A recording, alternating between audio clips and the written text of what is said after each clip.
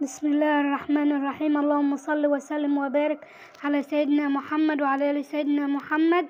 ازيكم يا حبايبي؟ عاملين ايه؟ كل سنه وانتم طيبين، يتعاد عليكم بالصحه والسلامه يا رب. النهارده هنعمل حلوى حلوه وسهله وبسيطه، مكوناتها في كل بيت، وهنعمل مع حضراتكم النهارده ان شاء الله. هنعمل طريقه اللهم صل على النبي. هنعمل مع حضراتكم النهاردة طريقة المشبكة بطريقة سهلة وبسيطة، ومكوناتها في كل بيت، مش هتاخد معاك اي وقت، وهتعجب اولادك ان شاء الله. يلا بقى بينا على المقادير. معايا كوباية دقيق، اللي هو الدقيق الفاخر بتاع المخبوزات اهو، ومعايا 4 معالق من النشا الذرة، 4 معالق، ومعايا ربع معلقة بيكنج باودر عشان تديها لنا هشة كده وبتقرمش وحلوة، ومعانا معلقة كبيرة من الخميرة الفورية، ومعايا معلقة كبيرة من السكر اهي زي ما حضراتكم كده شايفين، ومعايا طبعا مية دافية للعجن. ومكوناتها سهلة وبسيطة، وتعملي لأحلى أولادك إن شاء الله مشبكة وحلوة جميلة وحلوة وسهلة وبسيطة، مش هتاخد معاك أي وقت خالص. يلا بقى بينا نحضر مع بعض طريقة المشبكة. بسم الله الرحمن الرحيم. نركن كده دول على جنب كده. جبت كده طبق معايا اهو، طبق فاضي اللي هنعجن فيه. احط فيه، يلا بسم الله الرحمن الرحيم، احط فيه كوباية الدقيق اهي كده. كوباية الدقيق كلها كده، طبعا يكون منخول وحلو كده ونضيف اهو. طبعا انت عايزه تضاعفي الكميه، عمالي حسب عدد افراد اسرتك. معايا 4 معالق النشا كله كده على بعضه، ولا مش هتاخد معاكي اي وقت. ومعايا البيكنج باودر،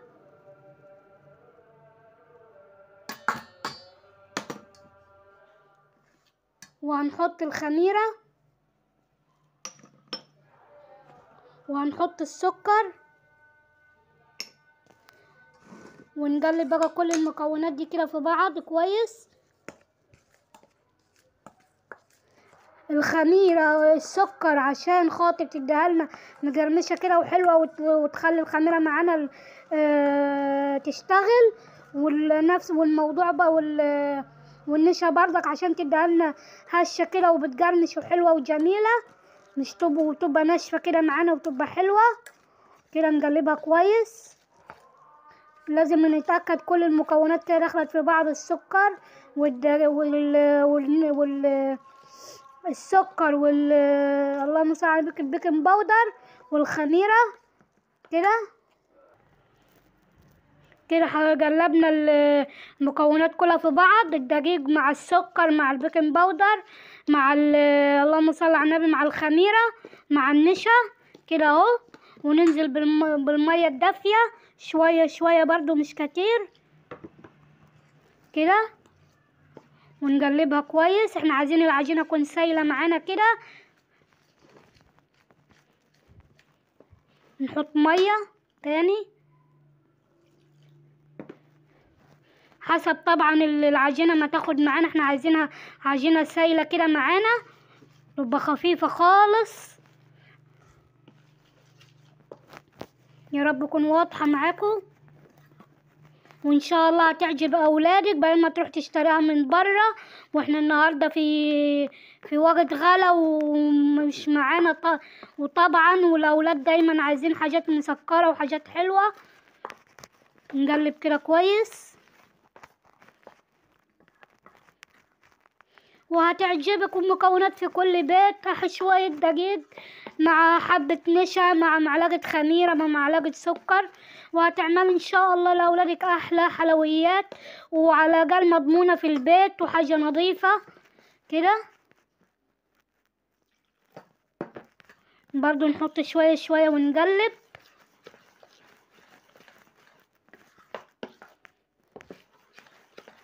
نقلب كده كويس، نتأكد ان كل الدقيق كده اختفى.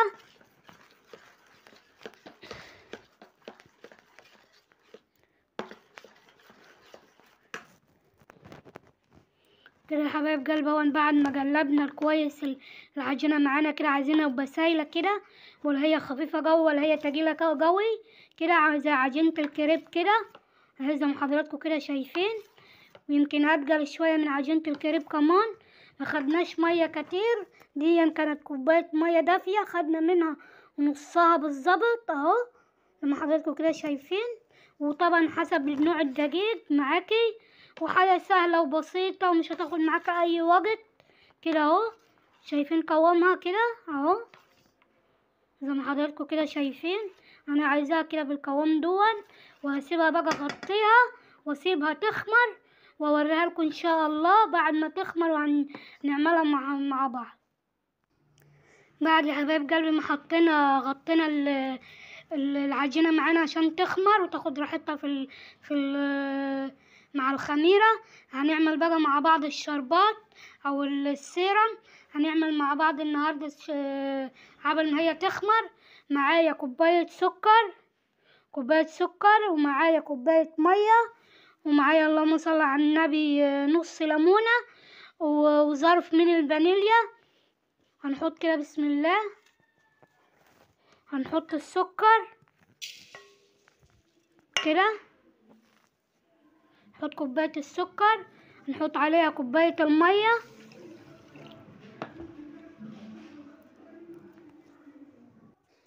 كده. حطينا كوباية المية، وحطينا معاها كوباية السكر. هنعصر نص الليمونة برضو عشان خاطر مش السكر معانا ما يكرملش كده. نعصر نص الليمونة كويس، مش مشكلة. هنشيلها بالمعلقة، وعادي ممكن تسيبيها برضو، مش شرط برضو عادي. ونحط ظرف الفانيليا كده، ومش هنقلبها خالص. لما نحطها على النار ونلاقي السكر داب في قلب المية هنقلبها، وهوريها لكم ان شاء الله وهو على البوتاجاز كده يا حبايب قلبي. اهو حطينا السكر على النار، العسل او الشربات زي ما حضراتكم كده شايفين اهو بيغلي اهوت. وطبعا لما يغلي ويبقى عايزينه ويبقى تقيل، مش عايزاه يبقى خفيف، هوريهولكم ان شاء الله لما اجي اعمل بقية المكونات معاكم كده اهو. هو بيغلي كده وقلب، احنا مش قلبناه لما المية غليت على النار بالسكر. اوعي تقلبيه وهو لسه مش انحط على النار، هيكرمل معاكي والسكر هيجمد معاكي، ومش هتبقى لطيف خالص ومش هتبقى حلو كده اهو. هنسيبه بقى يعمل يبقى تقيل معانا، وهوريهولكم ان شاء الله كده يا حبايب قلبي. اهو بعد ما العجينة بتاعتنا اختمرت اهي زي ما حضراتكم كده شايفين اهي، بسم الله ما شاء الله اختمرت معانا هي. تعرفوا اللي هي اختمرت ازاي؟ اما تلاقي فيها بقليل كده او تفقعات كده زي ما حضراتكم كده شايفين. ومعايا هو دون السر الحلو اللي هيخليلك معاكي هتخلي معاكي المشبكة لونها حلو كده ولونها ذهبي وانت بتجليها اهي زي ما حضراتكم شايفين. دون ربع سنة بسيطة من الزعفران الأصفر اهو زي ما حضراتكم كده شايفين. دي زعفران اللي هو اللون الأصفر اللي بنحط على الرز وكده يا حبايب قلبي. وهنجيب شوية مية بسيطة خالص، ندعة بسيطة خالص من المية على الزعفران، ندوبهم الأول في حبة المية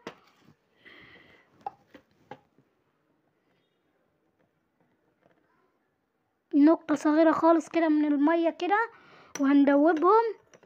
ندوب المية في الزعفران كله كده زي ما حضراتكم كده شايفين كده.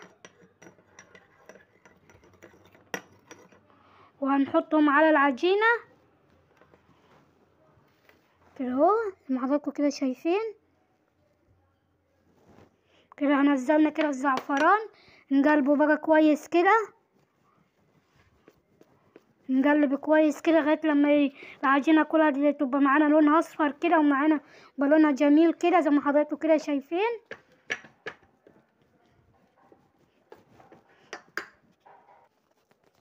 كده يا حبايب قلبي اهو بعد ما عملنا العجينة وحطينا عليها سنة من الزعفران بقت بالطريقة دي زي ما انتوا شايفين كده اهي. قوامها اهو يا حبايب قلبي زي ما حضراتكم كده شايفين اهو، لازم يكون قوامها كده. ومعايا طبعا دي جزازة من جزازة مايونيز كانت عندي وغسلتها ومية سخنة ونضفتها واحط فيها عشان اعمل فيها اللهم صل على النبي المشبكة بتاعتنا زي ما حضراتكم كده شايفين. لو ما عندكيش الجزازة دي يعني يا حبيبة قلبي ممكن اي جزازة كاتشب فاضية عندك، جزازة مية معدنية عادية خالص تروحي عاملة لها خارجة من الغطا بتاعها من فوق كده وتشتغلي بيها. ممكن كيس الحلواني برضو زي ما انت حضرتك زي ما انت عايزة تشتغلي بيها يا حبيبة قلبي زي ما حضراتكم كده شايفين اهو. طبعا هعبي العجينة دي انا والخليط دون في الجزازة وهوريها لكم ان شاء الله. بعد ما اعبيها عملت غيره، عملت عسل غيره كده يا حبايب قلبي. حطيت زيت على النار زي ما حضراتكم كده شايفين، وهي الجزازة عبيت العجينة كلها في الجزازة اهي. وهنعمل بقى بيها كده بسم الله الرحمن الرحيم. هنشكل بيها اللهم صل على النبي هنشكل بيها المشبكة بتاعتنا بسم الله.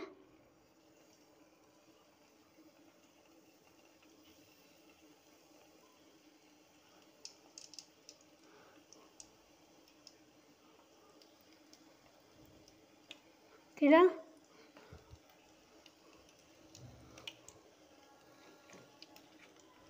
بسم الله.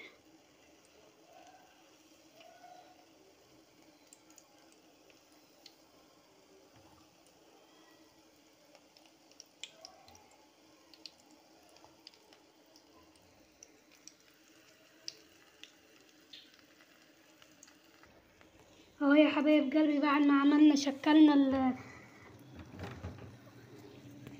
شكلنا مع حضراتكم اهو المشبكة زي ما حضراتكم كده شايفين. زي ما عايزة تكبري الشكل كبريها، عايزة تصغريه زي ما انا عاملاه كده براحتك خالص. شوفوا بقى الجمال والحلاوة وطلع لونه ذهبي وحلو وجميل، وطريقة سهلة وبسيطة وحلويات سهلة وبسيطة وفي كل بيت مكوناتها اهو زي ما حضراتكم كده شايفين. دي طبعا لسه ما انعملتش اهي. ودون طبعا الزيت اللهم صل على النبي العسل بتاعنا اللي احنا عاملينه اهو. بطلع على طول واحط في العسل وشوية دقيق وشوية نشا واللهم صل على النبي وحبة خميرة ومعلقة سكر، وهتعملي احلى حلويات ان شاء الله. ممكن برضو تعملها في رمضان برضو.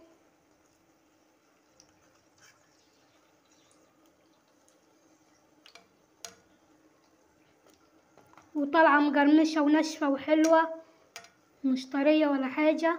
النشا مخليها لنا مقرمشة كده وطعمها حلو وجميل كده. نقلبها على طول برضو عشان ما تاخدش لون من ناحية والناحية التانية تبقى بيضة كده.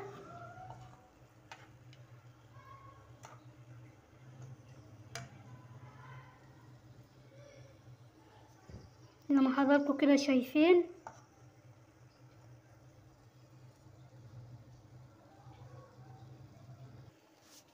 كده يا حبايب قلبي. وانا عملنا الحلوى بتاعتنا الحلويات بتاعتنا الجميلة هي زي ما حضراتكم كده شايفين.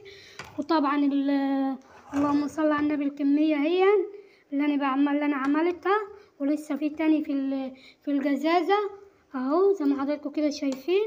فيك تكبري القطعة وفيك تصغريها زي ما انا عاملاها كده على قد اولادك اهي زي ما حضراتكم كده شايفين. دي العسل طبعا تبقى العسل بارد والعسل لازم يكون تقيل زي ما حضراتكم كده شايفين اهو. لازم يكون تقيل وبطلعه من الزيت على طول في العسل زي ما حضراتكم كده شايفين، واعمل الكمية كلها وهوريكم الشكل النهائي ان شاء الله.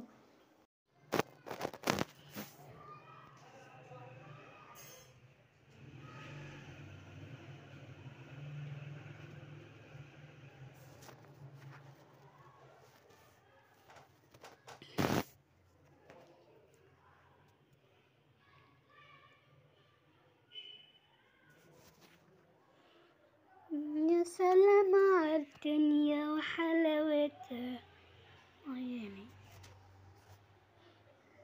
دي.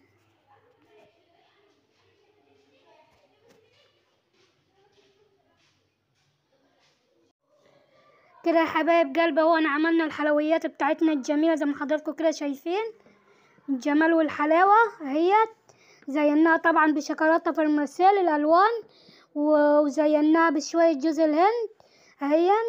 بسم الله ما شاء الله، جميلة وسهلة وبسيطة، مش هتاخد معاك اي وقت، وكوباية دقيق ومعلقتين من النشا هتعمل احلى حلويات ان شاء الله لاولادك. وان عجبك الفيديو بتاعي ما تنسانيش في اللايك والاشتراك وتفعل الجرس عشان يوصلك مني كل جديد. واللهم صل على النبي، شكلها حلوة وتحفة وجميلة، وجربوها وكتبولي في الكومنتات وقولوا لي رأيكم عليها. والسلام عليكم ورحمة الله وبركاته، واشوفكم ان شاء الله على فيديو جديد.